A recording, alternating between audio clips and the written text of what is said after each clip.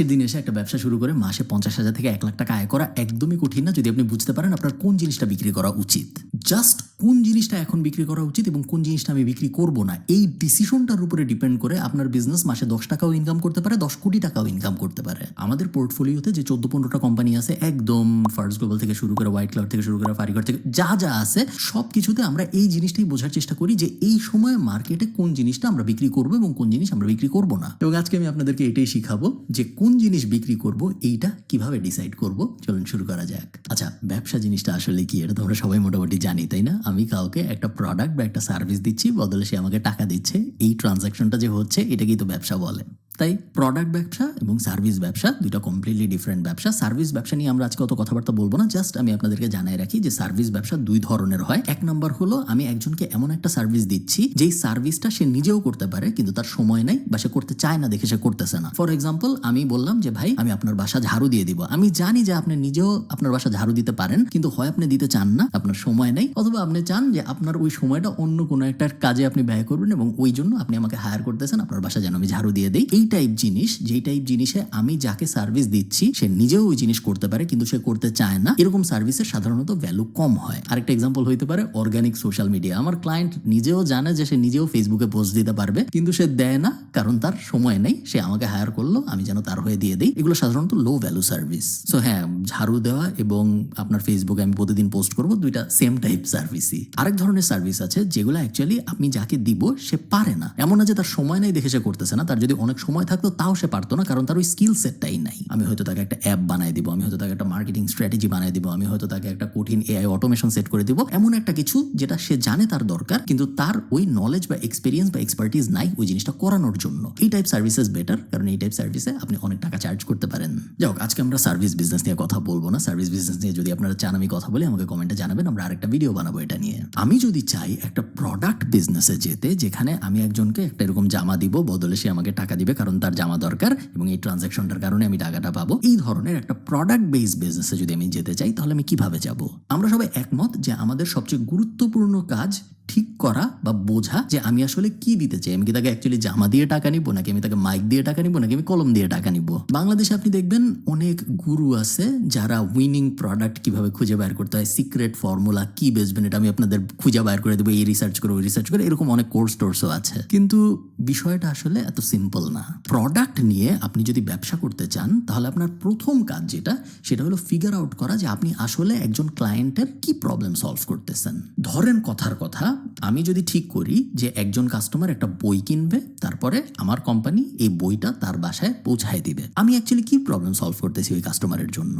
এই ক্ষেত্রে আমি যে প্রবলেমটা সলভ করতেছি এই প্রবলেমটাকে বলে কনভিনিয়েন্স বা আরাম বা সময় বাঁচানো। সো রকমারি কিন্তু অ্যাকচুয়ালি বইয়ের ব্যবসার ভিতরে নাই, রকমারি আছে কনভিনিয়েন্স ব্যবসার ভিতরে। ওই লোকটা, যে লোকটা ঘরে বসে রকমারি থেকে বা অন্য কোথাও থেকে একটা বই অর্ডার দিচ্ছে এবং তারপরে বই তার বাসায় পৌঁছায় যাচ্ছে, সে বাসা থেকে নিচে নেমে নীল খেতে যায় বা অন্য কোথাও যায় সেম বই কিনতে পারে। সে কিনে না কেন? তার কারণ তার সময় বাঁচানো জরুরি এবং তার কনভিনিয়েন্স ফ্যাক্টরটা বাড়ানো জরুরি। আবার ধরেন এরকম অনেক বিজনেস আছে আমরা জানি যেসব বিজনেস যা বেচে, ধরেন চায়না থেকে কিছু ইম্পোর্ট করে বেচতেছে, আমেরিকা থেকে কিছু ইম্পোর্ট করে বেচতেছে, ওগুলা কিন্তু আমি চাইলেই আমার বাসার থেকে নিচে নেমে দোকানে যাই কিনতে পারবো না। ওনারা কিন্তু শুধুমাত্র কনভিনিয়েন্স বেচতেছে না, ওনারা কনভিনিয়েন্সের সাথে অ্যাভেলেবিলিটিও বেচতেছে। ওনারা এমন একটা জিনিস বিক্রি করতেছে যেটা আমার জন্য কনভিনিয়েন্টও ওনাদের কাছ থেকে কিনা, আমার সময়ও বাঁচতেছে, আবার একই সাথে অ্যাভেলেবিলিটিও শুধু ওনাদের কাছেই আছে, অন্যদের কাছে নাই। আমি চাইলেই দোকানে যাই বা থার্ড আরেকজনের কাছে যাই ওই সেম জিনিস কিনতে পারবো না। আমাদের এক নাম্বার রুল হলো আমরা অবশ্যই এমন প্রোডাক্ট সিলেক্ট করব যেই প্রোডাক্টের কনভিনিয়েন্স ফ্যাক্টরও আছে এবং অ্যাভেলেবিলিটি ফ্যাক্টরও আছে।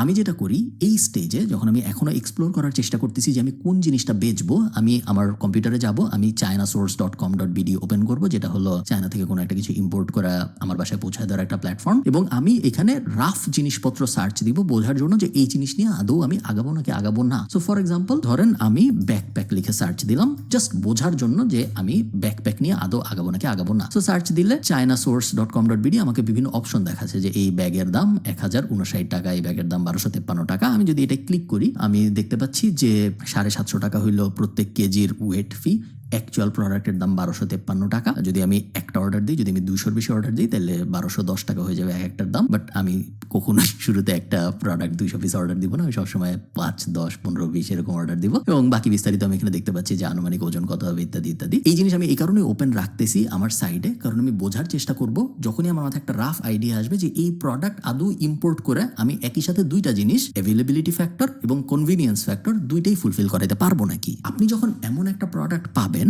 যেটার অ্যাভেলেবিলিটি ফ্যাক্টরও আছে, মানে সব জায়গায় অ্যাভেলেবল এরকম না, এবং একই সাথে কনভিনিয়েন্স ফ্যাক্টরও আছে, মানুষ চায় আমার সময় বাঁচায় ওই জিনিস আমার ঘরে ডেলিভারি হয়ে যায়। নেক্সট আপনার যে জিনিসটার দিকে নজর দিতে হবে সেটা হলো এই ক্যাটাগরিটা কতটুকু এক্সপ্যান্ডেবল। ক্যাটাগরি এক্সপ্যান্ডেবল বলতে মেইনলি আমরা যেটা বোঝাই সেটা হলো যদি একজন মানুষ আমার এই ব্যাগটা কিনে, তাইলে এই সেম মানুষটাকে আমি আর কি কি জিনিসপত্র বিক্রি করতে পারবো আমার ওই সেম বিজনেসের ভিতরের থেকেই। এখন যিনি ব্যাগ কিনতেছেন সে তো চালও কিনে, সে তো মোবাইলও কিনে, সে তো ঘুরতেও যায় থাইল্যান্ডে। তার মানে কি এই যে আমার বিজনেসের ভিতরে যিনি আমার কাছ থেকে ব্যাগ কিনলেন তাকে আমি থাইল্যান্ডের ট্রিপও বেচবো, তার আমি চালও বেচবো, তার আমি ডিমও বেচবো? না, ক্যাটাগরি এক্সপ্যানশন বলতে আমরা বোঝাই সেম ক্যাটাগরির ভিতরে ভার্টিক্যালি আমি আর কি কি জিনিসপত্র বেচতে পারি, এটা ডিপে যায় আর কি কি বেচা সম্ভব। একটা অপশন হইতে পারে রিলেটেড প্রোডাক্টস দেখা। আমি নিচে নেমে আসলাম এবং আমি দেখতে পাচ্ছি যে আরো অনেক রকমের ব্যাগ আছে যেগুলো আমি দেখতে পারতেছি যে হ্যাঁ, কেউ যদি ওই ব্যাগ কিনে তাহলে চান্স আছে সে অন্যান্য ব্যাগও কিনতে পারে, বা তাকে যদি আমি আরো 15-20টা অপশন দিই তাহলে খুবই ভালো হয়। সো আমি ব্যাগের ভিতরেই আরো কি কি ভেরিয়েশন আছে ওইটা একটা অপশন হতে পারে আমার। আরেকটা অপশন হতে পারে যে আমি এখন আর ব্যাগের ভিতরেই থাকবো না, আমি কোনো একটা এআই এ চলে যাব এবং তারপরে আমি এআই এর কাছে যা বলবো আমি বিজনেস ব্যাকপ্যাক এখান থেকে কপি করলাম এবং জেমিনের কাছে এসে আমি বললাম যে I sell men's business backpack on my website, what other products I can sell on my website which the same customers might buy. Gemini এখন আমাকে জ্ঞান দিচ্ছে যে কেবল অ্যান্ড চার্জার অর্গানাইজার আমি বেচতে পারি, আমি পাওয়ার অ্যান্ড কানেক্টিভিটির বিভিন্ন জিনিসপত্র বেচতে পারি, like travel adapter, power bank, তারপরে আমি বিজনেস অ্যান্ড ট্রাভেল গিয়ারে চলে যেতে পারি, toiletry and grooming bags, interesting. আমি slim folding pad folio type জিনিসপত্র বেচতে পারি যেগুলো হলো ডকুমেন্ট অর্গানাইজার, এবং ডেস্ক এসেনশিয়াল জিনিসপত্র আমি বেচতে পারি যেমন executive pen set, leather bound notebooks. So আমি ফর এক্সাম্পল এখান থেকে লেদার বাউন্ড নোটবুক আবার কপি করলাম, কপি করে আমি আবার ওই chinasource.com.bd তে চলে আসলাম, এসে আমি এখান থেকে লেদার বাউন্ড নোটবুক লিখে সার্চ দিয়ে দেখবো যে আদৌ কোনো কিছু সামনে আসে নাকি যেটা আমার মনে হয় ওই সেম ইউনিভার্সে আমি সেম মানুষের কাছেই বেচতে পারি। সো যে আমার ওই ব্যাগটা কিনছিল, আমি ধরে নিই একজন কিনছে, সে কি এখান থেকেও কিছু কিনবে, একটা চান্স আছে যে সে এখান থেকে এই নোটবুকটাও কিনতে পারে। হ্যাঁ, 61 টাকা, তার উপরে আমার আবার ইম্পোর্ট করলে ওয়েটের খরচটা বসবে। তো এই জিনিসটা কি মেক সেন্স করে? আমি এভাবে 5টা 10টা 15টা প্রোডাক্টের একটা লিস্ট করব যেই প্রোডাক্টগুলো আমার সেম ইউনিভার্সের ভিতরে থাকবে। এমন যদি হয় আমি ক্যাটাগরি এক্সপেনশনের রিসার্চ করতে যাই, দেখি যে না এরকম আর কোনো প্রোডাক্ট আমি পাইতেছি না, ওই একটা প্রোডাক্ট পাইছিলাম, ওই একটা প্রোডাক্টই, এর বাইরে আর কোনো প্রোডাক্ট নেই যা ওই সেম কাস্টমারকে আমি বেচতে পারি, সেই ক্ষেত্রে আমি ওই বিজনেসটা নিয়ে আর আগাবো না। নেক্সট আমরা যে জিনিসটা করব সেটা হলো বোঝার চেষ্টা করা যে আমার এই প্রোডাক্টটা নিয়ে যদি আমি একটা বিজনেস লঞ্চ করি তাহলে এই বিজনেসের এক্সিস্টিং কম্পিটিটর কারা কারা হবে। এক্সিস্টিং কম্পিটিটর যদি কেউ না থাকে তার মানে এটা হইতে পারে যে ওই বিজনেস নিয়ে আগানো উচিত না, কারণ ওই বিজনেস নিয়ে আগেও অনেকে আগানোর চেষ্টা করছিল এবং তারপরে তাদের বিজনেস ফেল করছে, তারা অফ হয়ে গেছে। এক্সিস্টিং কম্পিটিটর না থাকা কিন্তু একটা খারাপ সাইন। হ্যাঁ, এটা একটা ভালো সাইনও হইতে পারে যে আপনি এমন একটা কিছু বাইর করছেন যেটা দুনিয়ায় আগে কেউ জানতো না, আপনি বাইর করছেন এবং আপনি লঞ্চ করতেছেন বাংলাদেশে, এই প্রোডাক্ট আগে আর কখনো কেউ আনে নাই, এটা হইতে পারে। এটা হওয়ার চান্স অনেক কম। চান্স হওয়ার এটাই বেশি যে আগেও অনেক মানুষ চেষ্টা করছিল, তারা অ্যাকচুয়ালি পারে নাই। সো আপনি তো মনে হামুরি কোনো কুতুব না যে আগে কেউ পারে নাই আপনি পারবেন। সো আমরা ধরে নিব যে যদি কোনো কম্পিটিটর না থাকে তাহলে ওই বিজনেসে না ঢোকাই ভালো। অ্যাট দ্য সেম টাইম এটাও সত্য যে কম্পিটিটর যদি অনেক বেশি থাকে তাইলে ওই বিজনেসে না ঢোকা ভালো, কারণ কম্পিটিটর যত বেশি তার মানে হলো আপনি তত বেশি মানুষের সাথে কম্পিট করতেছেন। এবং আমরা সোজা বাংলায় কমন সেন্সে বুঝি যে 2 জনের সাথে লড়াই করা সহজ নাকি 500 জনের সাথে লড়াই করা সহজ। অবশ্যই 2 জনের সাথে লড়াই করা সহজ। তো এমন যদি হয় যে এমন একটা বিজনেস আমি বেচতে যাচ্ছি যেখানে অলরেডি 500 জন একই জিনিস বেচে, ওই বিজনেসে আমি ঢুকবো না। কিন্তু আমি যদি এমন একটা বিজনেস দেখি যে হ্যাঁ 3 জন বেচে আরো বা 7 জন বেচে আরো, তাহলে আমি হয়তো ওই বিজনেসে ঢুকবো, কারণ 7 জনের সাথে আমি মারামারি করতে পারবো। নেক্সট, খুবই গুরুত্বপূর্ণ এই জিনিসটা ফিগার আউট করা যে আমার বিজনেসে আমি কিভাবে ভ্যালু অ্যাড করব। কারণ মনে রাখবেন, যদি আপনি আপনার বিজনেসে ভ্যালু অ্যাড করতে না পারেন সেই ক্ষেত্রে আপনার মারামারি হবে কস্ট নিয়ে, এবং কস্ট নিয়ে মারামারিতে কখনো কেউ জিতে না। দিন শেষে যে সবচেয়ে কম দামে বেচতেছে সেও জিততেছে না, কারণ তার প্রফিট মার্জিন খুবই কম, সে মার্কেটে জিতার জন্য তার প্রফিট মার্জিন অনেক কমাই নিয়ে আসছে। এবং এরকম কোনো মার্কেটে আপনি ঢুকতে চান না যেখানে আপনার একমাত্র ফাইটিং ব্যারিয়ার হইল যে কে কত কম দামে কোনো একটা প্রোডাক্ট দিতে পারে। সো আমরা চিন্তা করবো যে হ্যাঁ ঠিক আছে, আমি ওই ব্যাকপ্যাকটা ইম্পোর্ট করবো। ব্যাকপ্যাকটা যদি আমি ইম্পোর্ট করি, কি কি ভ্যালু আমি অ্যাড করতে পারি ওই সেম কাস্টমারের জন্য, যাতে সে আমার কাছ থেকে ওই জিনিসটা কিনে এবং অন্য কোথাও থেকে না কিনে। সবাই তো যায় chinasource.com বিডি থেকে অর্ডার দিতে পারে এবং অর্ডার দিয়ে সবাই বেচতে পারে। তো সবাই যখন একই জিনিস বেচবে, আপনি ধরে নেবেন হয় অনেকে বেচতেছে বা সামনে অনেকে বেচবে, কারণ এই জিনিস তো আমরা ইম্পোর্ট করে বেচতেছি, এমন তো আমারই কোনো জিনিস না যেটা অন্য কেউ করবে না। সো আমি আর কি কি ভ্যালু অ্যাড করতে পারি ওই এক্সিস্টিং প্রোডাক্টের উপরে, যাতে করে সবাই আমার কাছ থেকেই কিনে এবং অন্যান্য কারো কাছ থেকে না কিনে। সো একটা জিনিস ফর এক্সাম্পল হইতে পারে যে আমি ওই ব্যাগটা ইম্পোর্ট করলাম, ইম্পোর্ট করার পরে কাস্টমার যখন অর্ডার দিবে আমি একটা সার্ভিস দিব যে আমি ওনার নাম লেজার দিয়ে এনগ্রেভ করে দেবো ব্যাগের উপরে। এমন একটা জিনিস আমি করতে পারি যে না আমি লেজার দিয়ে না, আমি সেলাই করে এনগ্রেভ করে দিব, না লেজার আমার ভালো লাগে না। এমন একটা জিনিস করতে পারি আমি ওই ব্যাগের সাথে একটা এক্সটেনশন দিব, যেটা আমি নিজেই সেলাই মেশিন দিয়ে বানাবো। আমার লোকাল সেট আপ থাকবে যে আমি চায়না থেকে ওই জিনিস ইম্পোর্ট করবো, এরপর এক্সটেনশনটা নিচে যুক্ত হয়ে যাবে। যখন বৃষ্টি হবে তখন এক্সটেনশনটা উপরে দিয়ে দিলে ব্যাগের ভিতরে কোনো কিছু আর ভিজবে না, কিন্তু যখন বৃষ্টি হবে না তখন আবার ওই জিনিস সরায় ফেলবো, যেন আমার ব্যাগের অ্যাস্থেটিক বা আমার ব্যাগের লুকের যেন কোনো ক্ষতি না হয়। আপনি চিন্তা করে বের করবেন যে আপনার ভ্যালু কি হবে, বাট এরকম যেন না হয় যে আমি এখান থেকে বেচছি তারপর আমি এখানে আবার ফেসবুক অ্যাড দিয়ে বিক্রি করে দিচ্ছি। আপনি চিন্তা করে বের করবেন যে আপনার ভ্যালু এডিশন কি হবে, কিন্তু কখনোই যেন এরকম না হয় যে আমি এখান থেকে ইম্পোর্ট করছি 10 টাকা দিয়ে, এখন আমি এটা বিক্রি করতেছি 100 টাকায়, মাঝখানে আমি আর কোনো প্রোডাক্ট ইমপ্রুভ করি নাই। এরকম যদি হয় যে আমি প্রোডাক্ট ইমপ্রুভ করতেছি না, শুধু আমি এখান থেকে আনতেছি এখানে বেচতেছি, ওই বিজনেস আপনি কখনোই বড় করতে পারবেন না। নেক্সট পয়েন্ট, সবসময় মনে রাখবেন এইরকম যদি আপনার মাথায় আসে যে হ্যাঁ এই জিনিসটা আমি খুব সহজেই ফেসবুক অ্যাড দিয়ে বিক্রি করতে পারবো, এই কারণে আমি এই জিনিস ইম্পোর্ট করে বেচি, ওই বিজনেস কখনো লং টার্মে ভালো করবে না। কারণ অ্যাড প্ল্যাটফর্ম শুধু ফেসবুক না, বাট ফেসবুকে আমি উদাহরণ হিসেবে বলতেছি কারণ বাংলাদেশে বেশিরভাগ মানুষ ফেসবুকে অ্যাড চালায়। অ্যাড প্ল্যাটফর্ম প্রতিনিয়তই আরো এক্সপেন্সিভ হয়। সো আজকে আপনার জন্য যেটা মেক সেন্স করতেছে যে 20 টাকায় ইম্পোর্ট করছি এই ব্লেন্ডার, তারপরে 100 টাকার ফেসবুক অ্যাড দিছি, সো 400 টাকায় যদি আমি বেচি তাহলে ইকুয়েশন মেক সেন্স করে। আজকের দিনে যেই ইকুয়েশন মেক সেন্স করতেছে 1 বছর পরে যে ওই ইকুয়েশন আর মেক সেন্স করবে না, কারণ ইম্পোর্টের কস্টও বাড়বে, ফেসবুক অ্যাডের কস্টও বাড়বে। সো ইম্পোর্টের কষ্ট যদি বাড়ে, ফেসবুক অ্যাডের কষ্ট যদি বাড়ে, তার মানে কি? তার মানে হলো সেম প্রোডাক্টই আপনি কম প্রফিট মার্জিনে বেচতেছেন, তারপর আরো কম প্রফিট মার্জিনে বেচতেছেন এবং তারপরে আস্তে করে আপনার কোনো প্রফিট থাকবে না ওই বিজনেসে, ওই বিজনেস শেষ হয়ে যাবে। এবং এই কারণেই হাজার হাজার ই কমার্স বিজনেস শুরু হয় প্রত্যেক বছর এবং 99% পরের বছর নাই হয়ে যায় বা তারা অন্য কিছু শুরু করে। আরেকটা ব্যাপার, এটা একটা প্রো টিপ আমি আপনাদের দিচ্ছি, যেটা আপনারা ফিল ফ্রি, এটা আমি আপনাদেরকে গিফট করলাম এই প্রো টিপটা। সেটা হলো বাংলাদেশের মার্কেটে, স্পেসিফিক্যালি বাংলাদেশের মার্কেটে এটা হয়, অন্য বেশি মার্কেটে এই জিনিসটা হয় না। একটা দামি জিনিসের কস্ট অফ কাস্টমার অ্যাকুইজিশন এবং একটা সস্তা জিনিসের কস্ট অফ কাস্টমার অ্যাকুইজিশন মোটামুটি ভাবে সেম বল পার্কেই থাকে। আপনি যদি মধু বেচেন, সেই মধু বেচার জন্য আপনার একটা কাস্টমার অ্যাকোয়ার করতে ফেসবুক অ্যাড দিয়ে খরচ হবে হয়তো 50 টাকা, 100 টাকা, 200 টাকা। আপনি যদি একটা গাড়িও বেচেন ফেসবুক অ্যাড দিয়ে বাংলাদেশের মার্কেটে, আপনার কাস্টমার অ্যাকুইজিশন কস্ট হবে 50 টাকা, 100 টাকা, 200 টাকা, 300 টাকা।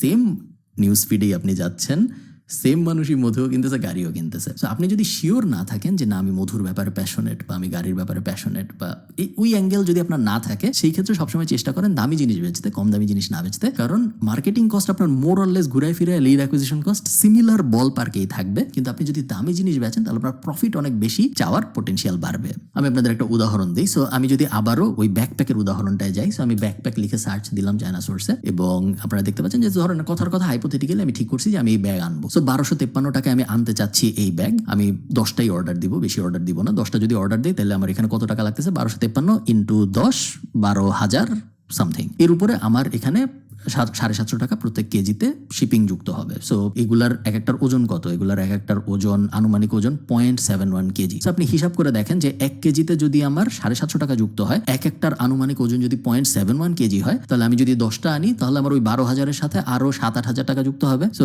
টোটাল 20,000 টাকার মতো খরচ হচ্ছে আমার 10 পিস আনার জন্য। 20,000 টাকা যদি আমার খরচ হয় 10 পিস আনার জন্য, তাহলে এক একটার জন্য আমার ইম্পোর্ট কস্ট 2,000 টাকা। এখন এই 2,000 টাকার একটা জিনিস আমি ফেসবুক অ্যাড দিব, ফেসবুক অ্যাড দেওয়ার পরে আরো 300 টাকা খরচ হবে আমার এক একটা বেচতে, 2300 টাকার মতো খরচ হয়ে যাবে আমার এক একটা বেচতে। হয়তো 3,000 টাকা আমি চার্জ করলে আমার 700 টাকা প্রফিট থাকবে। রাফ অঙ্ক, বাট আমি জাস্ট আপনাদেরকে বলতেছি বোঝার সুবিধার জন্য। সো 700 টাকা প্রফিট হচ্ছে এক একটা বেচতে পারলে। এখন ধরেন আমি ঠিক করলাম যে আমি দামি কিছু বেচবো, সোফা। এখন আমি সোফা লিখে সার্চ দিলাম। সোফা লিখে সার্চ দেওয়ার পরে এই যে প্রথম যেটা আসলো, Italian light luxury minimalist sofa, এই জিনিস মনে করেন আমি বেচতে চাই। সো এটার ভিতরে আমি যাই, এটার এক একটা ইম্পোর্ট করতেই আমার খরচ হচ্ছে 10,100 46 টাকা, এবং পেডাল ছাড়া আর পেডাল সহ 12, আমরা ইমাজিনই যেহেতু করতেছি, পেডাল ছাড়া আমরা ইমাজিন করবো কেন, পেডাল সহ ইমাজিন করি। সো 12,227 টাকারটাই আমি ইম্পোর্ট করতেছি। ধরুন এটা আমি এখন 10টা ইম্পোর্ট করবো, এটা যদি আমি 10টা ইম্পোর্ট করতে চাই, একটা 12,000 টাকা, সো 10টা 1,20,000 টাকা, এরকম বল পার্ক। এবং ক্যাটাগরি এর এক একটার 750 টাকা হলো প্রত্যেক কেজি। এই যে আনুমানিক ওজন ইত্যাদি ইত্যাদি, ওটা আনুমানিক, আমি বুঝতেই পারতেছি এটার ওজন এত কম হবে না। আমি ধরে নেই এক একটার রাফ এগেন, এক একটার আমার ইম্পোর্ট করতে খরচ 12,000 প্লাস শিপিং টিপিং মিলায় এক একটার দাম আমার ধারণা হয়ে যাবে 17-18 হাজার টাকা। 17-18 হাজার টাকার জিনিসও আমার বেচতে ওই 500-1,000 টাকাই খরচ হবে ফেসবুক অ্যাডে। বাট সুবিধা যেটা, সেটা হলো আমি এখন এইটাকে 25,000 বা 30,000 টাকায় বেচতে পারবো। সেই সেম জিনিস যদি আমি 25,000 টাকায় বেচি ভার্সেস ওই ব্যাকপ্যাক যেটা আমি 700 টাকার মার্জিনে বেচতেছিলাম, আমার মার্জিন কত থাকে? এই ক্ষেত্রে আমার মার্জিন হয়ে যাবে 4,000 টাকা, 5,000 টাকা। সবসময় এই অঙ্ক সত্য না, বাট বেশিরভাগ সময় এই অঙ্ক সত্য বাংলাদেশের মার্কেটের জন্য। তো বাংলাদেশের মার্কেটে যদি আপনি নিশ্চিত না থাকেন যে আমি কোন জিনিস বেচতে চাই, সেই ক্ষেত্রে চেষ্টা করবেন একটু দামি জিনিস বেচতে, কারণ দামি জিনিস বেচলে আপনার বিজনেস বেশি প্রফিটেবল হবে। এই তো। এবং লাস্ট আমি যেগুলো বলবো সেগুলো মোটামুটি বেসিক, সেগুলো আমরা সবাই জানি যে খুব বেশি ইম্পোর্ট করব না আমরা শুরুতে। আমরা চাইলে ইম্পোর্ট না করেই ছবিগুলো দিয়ে ফেসবুকে অ্যাড চালায় দেখতে পারি যে মানুষ আদৌ মেসেজ দেয় নাকি। সেক্ষেত্রে আমাদের $5-10 প্রোডাক্ট টেস্টিং হয়ে যাবে, এবং যারা মেসেজ দিবে তাদেরকে আমরা বলতে পারি যে এই মুহূর্তে আমাদের পরবর্তী শিপমেন্ট আসে নাই, আপনারা ওয়েট করেন, শিপমেন্ট আসলেই আমরা আপনাকে মেসেজ দিয়ে জানাবো আসছে, তখন আপনি টাকা দিন, এবং তারপরে যাই আমরা অর্ডার দিতে পারি, আগে অর্ডার না দিয়ে। এরকম বিভিন্ন হ্যাক আছে যেগুলো মানুষজন ইউজ করতে পারেন, ওগুলো আমরা সবাই জানি, ওগুলো নিয়ে আমরা কথা বলবো না। সবসময় মনে রাখবেন যে আপনি কি বেচতেছেন, এটা সবচেয়ে বড় ডিটারমিনিং ফ্যাক্টর আপনার ওই বিজনেস কত টাকা ইনকাম করবে সেটার। সো আপনি যদি ভুল জিনিস বেচেন, হয় আপনার বিজনেস টিকবে না, যদি আপনার বিজনেস টিকেও আপনি ওই বিজনেস থেকে অনেক বেশি আয় করতে পারবেন না, সো ওই জিনিস করা যাবে না। এরকম বিজনেস ভিডিও ভালো লাগলে আমাকে জানাবেন, তাহলে আমি সার্ভিস বিজনেস নিয়ে এই একই রকম আরেকটা ভিডিও করার চেষ্টা করব। ভালো থাকেন সবাই, টাটা।